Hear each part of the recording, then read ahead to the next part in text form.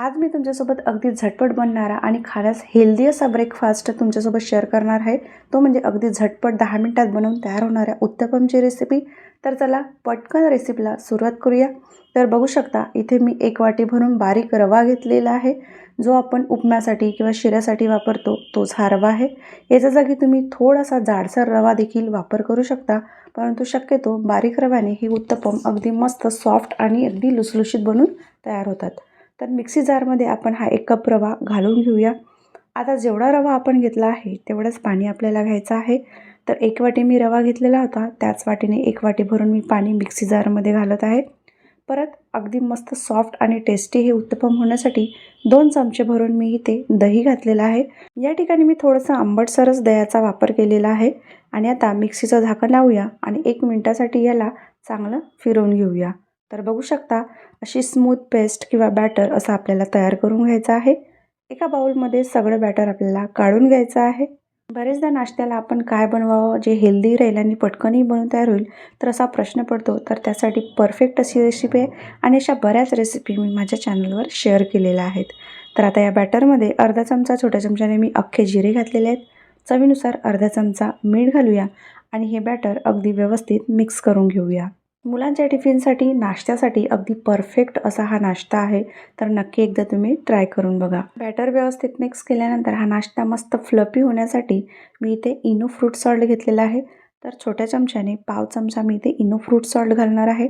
या ठिकाणी तुम्ही खाण्याचा सोडा देखील वापरू शकता किंवा दोन्हीपैकी काहीही नाही वापरलं तरीही चालेल। थोडंसं अगदी त्याच्यावर ॲक्टिवेट करून घेण्यासाठी पाणी घालूया आणि व्यवस्थित हलक्या हाताने बॅटरमध्ये हे इनो फ्रूट सॉल्ट मिक्स करून घेऊया। फ्रूट सॉल्ट न वापरता असंही तुम्ही हेल्दी पद्धतीने हे उत्तपम या ठिकाणी तयार करू शकता।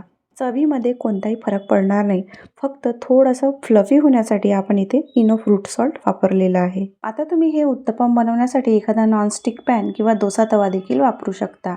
पॅन मीडियम गरम होऊ द्यायचा आणि त्याला तेलाने ग्रीस करून घ्यायचं आणि आपल्याला पाहिजे तेवढ्या साईजमध्ये हे बॅटर ओतून इथे उत्तपम आपल्याला बनवून घ्यायचे आहेत। जसं आपण डाळ तांदूळ भिजवून आणि पीठ फर्मेंट करून आपण जे उत्तपम तयार करतो सेम टू सेम तशीच टेस्ट या उत्तपमची लागते। आता या उत्तपमवर थोडंसं लाल तिखट असं भुरकवून घेऊया। थोडासा मी काळा गरम मसाला घातलेला आहे। बारीक कट केलेले कांदे, बारीक कट केलेले टोमॅटो, कोथिंबीर, हिरवी मिरची बारीक चिरून किंवा तुमच्या आवडीनुसार तुम्ही शिमला मिरची, गाजर, इतरही वेजीस तुम्ही ॲड करू शकता आणि हेल्दी पद्धतीने ही उत्तपम बनवून तयार करू शकता।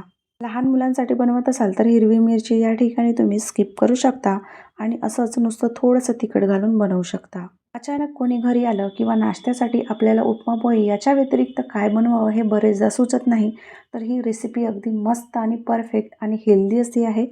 तर एका साईडने याला व्यवस्थित होऊ द्यायचं आणि दुसऱ्या साईडला आता याला पलटून घेऊया आणि दुसऱ्या साईडने 1 मिनिटापर्यंत याला शेकून घेऊया।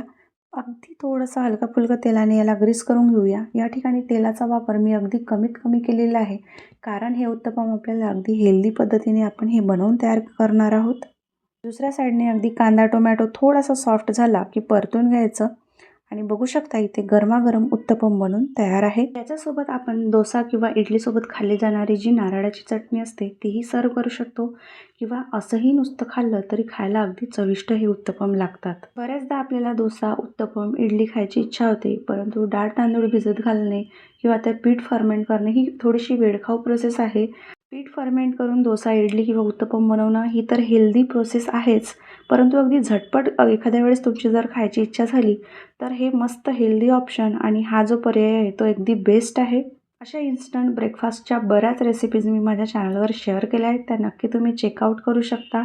आजची माझी अगदी हेल्दी इन्स्टंट तयार होणारी आणि अगदी खायला यम्मी ही ब्रेकफास्टची रेसिपी आवडली असेल तर एक लाईक जरूर करा। आतापर्यंत टेस्टी मोमेंटला सबस्क्राईब केलं नसेल तर रिक्वेस्ट आहे, नक्की सबस्क्राईब करा। मस्त खा आणि स्वस्त राहा। रेसिपी आवडली असल्यास अगदी तेही आवर्जून कमेंट करून सांगत चला। पुन्हा भेटू एका भन्नाट आणि मस्त रेसिपीसोबत। तोपर्यंत शीतलचा बाय बाय।